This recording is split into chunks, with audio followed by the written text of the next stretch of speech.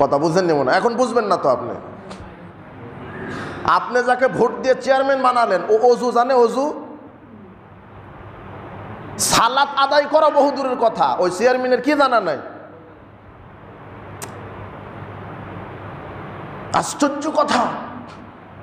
এক শ্রেণীর নাস্তিক বের হয়েছে, কোরআন সুন্নাহর আলোকে যখন সমাজ সংস্কারের বক্তব্য দেওয়া হয়, তখন এই নাস্তিকরা বলে মৌলানা কেন রাজনীতির কথা বলবে?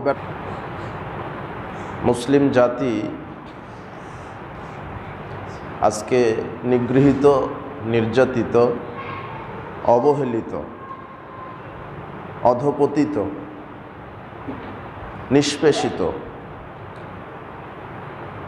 কেন, কি কারণে আজকে মুসলিমরা মার খাচ্ছে কেন? অথচ মুসলিম তো সেই জাত, বীরের জাত, যারা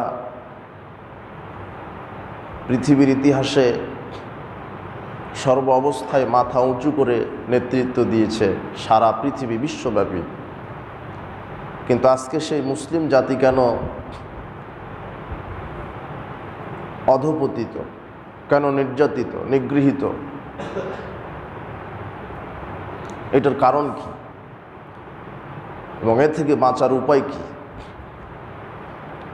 আমরা উল্লেখিত বিষয়ে কোরআন এবং সহিহ সুন্নাহকে সামনে রেখে বিষয়টি স্পষ্ট করার চেষ্টা করব ইনশাআল্লাহ।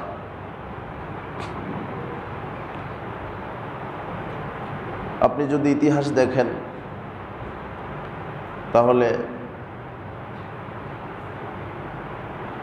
আদম আলাইহিস সালাম থেকে শুরু করে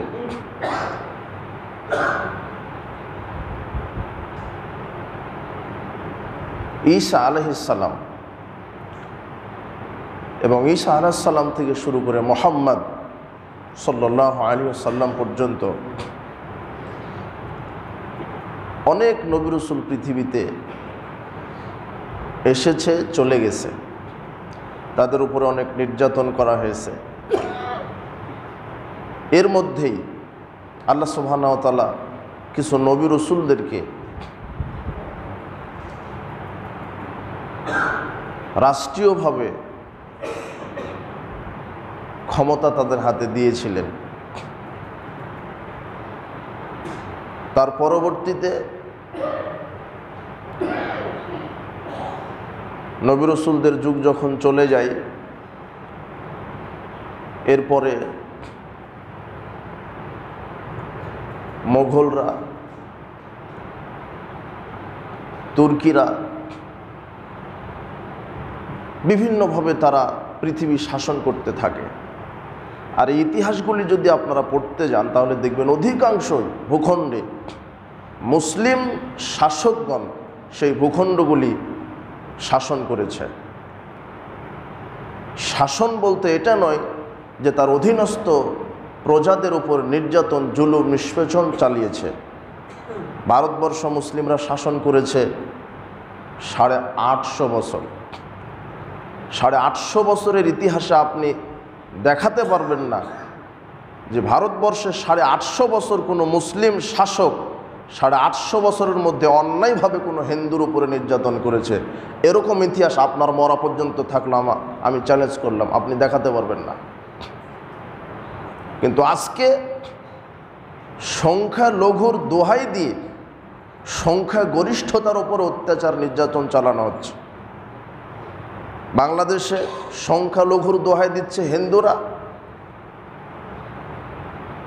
তো সংখ্যালঘুদের উপরে যদি নির্যাতন করা হয়, কই আজ পর্যন্ত বাংলাদেশে কমনাল রায়ট, কোন আন্তর্জাতিক দাঙ্গা হাঙ্গাই আজ পর্যন্ত কি এই খবর পেয়েছেন কোন মুসলিম কর্তৃক হিন্দু নিধন হয়েছে? এটা বাংলার ইতিহাসে কোনোদিন পেয়েছেন আপনি? কিন্তু আপনি কি দেখছেন, ভারতবর্ষে যদি লক্ষ্য করেন তাহলে সংখ্যালঘু নির্যাতন হচ্ছে, এ কথা ঠিক, কিন্তু সেটা বাংলাদেশে নয়। কোন দেশে? ভারতে। কেন? ভারতে সংখ্যালঘু হলো মুসলিম। 120 কোটির মধ্যে 20 কোটি মুসলিম আর 100 কোটি কি হিন্দু। বাংলাদেশের ইতিহাসে কি আপনি এটা দেখাতে পারবেন যে একজন মুসলিম কর্তৃক একজন হিন্দু নির্যাতিত হয়েছে? এবং ওই ভারতেই, যেই ভারত মাত্র দুই দিন সময় থেকে, কিছুদিন থেকে ক্ষমতায় এসে সেই ভারতের প্রথম প্রধানমন্ত্রীর নাম কি? জওহরলাল নেহেরু। ওখান থেকে নিয়ে বর্তমান মোদি, কয় বছর মাত্র এই কয় বছরে ভারতবর্ষে এত মুসলিমদের উপর নির্যাতন করা হয়েছে যা ভারতবর্ষের ইতিহাসে তুলনা বিরল। মসজিদ ভাঙা, মাদ্রাসা ভাঙা, সালাতে বাধা, ধর্মীয় কার্যকলাপে বাধা, এটা ভারতবর্ষের ইতিহাসে ঘটে। বাংলাদেশের ইতিহাসে এরকম ঘটনা ঘটেছে কোনো দিন? আপনার মরা পর্যন্ত সময় আপনি ইতিহাস দেখাতে পারবেন না। বাংলাদেশে কেন, ওই ভারতবর্ষেই যেই মুসলিম সাম্রাজ্য 850 বছর শাসন করেছে, ভারতবর্ষের সব মুসলমানদেরই তৈরি করা। আগ্রার তাজমহল, শীষমহল, এগুলি কাদের তৈরি করা? মুসলমানদেরই। ভারতবর্ষে যা দেখছেন পুরনো নিদর্শন মুসলমানদেরই তৈরি করা। আর আজকে কিছু হিন্দুত্ববাদী অপশক্তি মুসলমানদের চাষ করা জমি ভারতে চাষ করছে, আর তারা আজকে মুসলিমদের উপর নির্যাতন করছে। তো ইতিহাস যদি আপনি মূল ইতিহাস যদি দেখেন, সারা পৃথিবী শাসন করেছে কোরআন সুন্নাহর আলোকে মুসলিম জাতি মাথা উঁচু করে। কিন্তু কি হলো, বিগত কয়েকশো বছর থেকে মুসলিমরা মার খাচ্ছে কেন? এই প্রশ্ন থেকেই যাচ্ছে, কেন মার খাচ্ছে? এর প্রতিকার কি? মুসলিমরা আজকে অধপতিত কেন? এর দোষ বিজাতিদের নয়। আজকে যে মুসলিমরা মার খাচ্ছে এই দোষ ইহুদির নয়, খ্রিস্টানের নয়, হিন্দুর নয়। আজকে যে মুসলিমরা ঘর হারা, বস্ত্র হারা, মসজিদ হারা, মাদ্রাসা হারা, সন্তান হারা, নিজের ধর্ম ঠিকমতো পালন করতে পারছে না, এর দোষ অন্য কারো নয়। এর দোষ নিজেই, নিজের দোষে নিজেই এই শাস্তি ভোগ করছে পৃথিবীতে। কেন? এই কথা আল্লাহ বলছেন, যাহারাল ফাসাদু ফিল বাররি ওয়াল বাহর বিমা কাসাবাত আইদিন নাস। আল্লাহ বলছেন এই জমিনে, জলে, স্থলে যত দাঙ্গা হাঙ্গা, অপকর্ম, ফিতনা, ফাসাদ সৃষ্টি হচ্ছে সব তোমাদের নিজের দুই হাতেরই কামাই করা, আমাদের নিজের দুই হাতেরই কামাই করা। একটু ধৈর্য ধরেন। আপনি বলবেন কি করে? আজকে যে মুসলিমরা নির্যাতিত, নিষ্পেষিত, এটার জন্য আমরা কিভাবে দায়ী? আপনি তো বুঝতে পারছেন না আপনি কিভাবে দায়ী।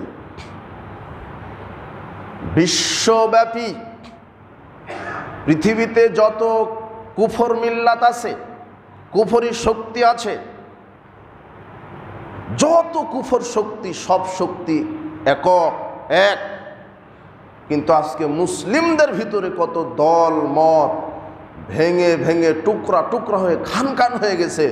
মুসলিমদের মধ্যে আজকে ঐক্য নাই। মুসলিমদের ভিতরে ঐক্য নাই, কিন্তু কাফেরদের ভিতরে ঐক্য ঠিক আছে।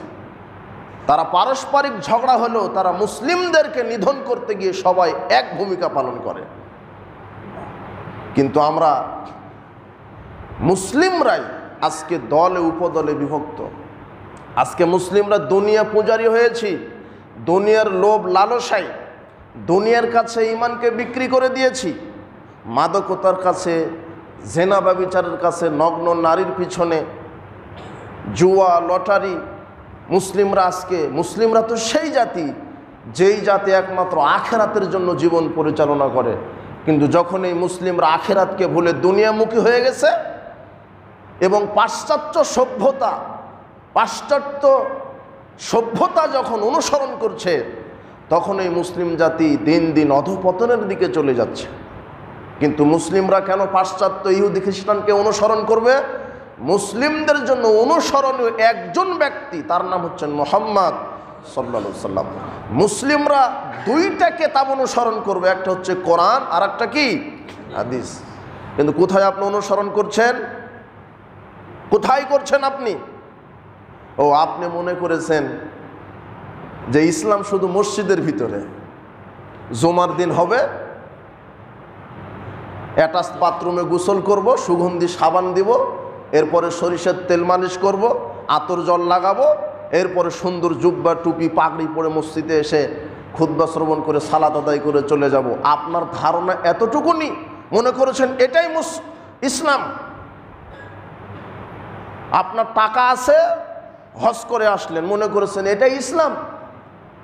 রমাদান এসেছে, 30টা দিন সিয়াম পালন করে দিলেন, আর 10 বার 20 বার 5 বার কোরআন মাজিদ খতম করে দিলেন। কোনো ভিক্ষুক আসলো, 5000 টাকা সাদগা করে দিলেন। আপনি শুধু এটাকে ইসলাম মনে করছেন? এটাই কি শুধু আপনার ইসলাম? ইসলামটা কি? আল্লাহ সুবহানাহু ওয়া তাআলা বলছেন, ইয়া আইয়ুহাল্লাযিনা আমানু উদখুলু ফিস-সিলমি কাফা, হে পৃথিবীর বিশ্বাসীগণ, ইসলামের ভিতরে পুরোপুরিভাবে দাখিল হয়ে যাও, ইসলামের ভিতরে পরিপূর্ণভাবে প্রবেশ করো। কিন্তু আমরা ইসলামের ভিতরে পরিপূর্ণ প্রবেশ করতে পারিনি। আমরা ইসলামকে শুধু আবদ্ধ করে রেখেছি মসজিদে, মাদ্রাসায়, রমাদানে আর কাবা ঘরে। দেখেন আপনি, এছাড়া আপনার অফিস, আদালত, কোর্ট কাচারি, শিক্ষানীতি, সমাজনীতি, সংসদ, সব ক্ষেত্রে কোরআন হাদিস আছে? কথা বুঝেননি মনে? এখন বুঝবেন না তো আপনি। আপনি যাকে ভোট দিয়ে চেয়ারম্যান বানালেন, ও অজু জানে? অজু, সালাত আদায় করা বহুদূরের কথা, ওই চেয়ারম্যানের কি জানা নাই? আশ্চর্য কথা। এক শ্রেণীর নাস্তিক বের হয়েছে, কোরআন সুন্নাহর আলোকে যখন সমাজ সংস্কারের বক্তব্য দেওয়া হয়, তখন এই নাস্তিকরা বলে, মৌলানা কেন রাজনীতির কথা বলবে? বেটা বেকুব কাপুরুষ, রাজনীতি তো মৌলানারা শিখাবে তোমাকে। রাজনীতি কিভাবে করতে এটা আল্লাহ শিখিয়ে দিয়েছেন কোরআনে। কিন্তু এই পাশ্চাত্য সভ্যতা মুসলমানদেরকে এক একটা বলদ বানায় রাখছে। কেন? ওরা শিখায় দিছে ইসলাম মানে শুধু মসজিদে আল্লাহ আল্লাহ করো, তাসবিহ টিপো। ইসলাম মানে কোর্ট কাচারি তোমাদের নিয়মে হবে না। রাস্তা, শিক্ষাঙ্গন, অফিস, আদালত, কোর্ট কাচারি, বিচার ব্যবস্থা, ওগুলোতে ইসলাম নাই। ইসলাম মানে মসজিদ, মাদ্রাসা আর হজ মৌসুমে হজ করা, এতটুকুন পর্যন্ত শেষ। কিন্তু ইসলাম মানে এতটুকুন কি না। সূরা মায়েদার 49 আয়াতে আল্লাহ বলছেন, ওয়ানিহকুম বাইনাহুম বিমা আনজালাল্লাহ, মুহাম্মদ আপনি বিশ্ববাসীকে পরিচালনা করুন কোরআন এবং হাদিসের আইন দ্বারা। কোন আইন দ্বারা মানুষ পরিচালিত হবে? মানুষের স্রষ্টাকে। তাহলে মানুষ পরিচালিত হবে কার বিধানে? আর আপনি হচ্ছেন কার বিধানে? হ্যাঁ, এই জায়গায় তো আপনি লাজবাব।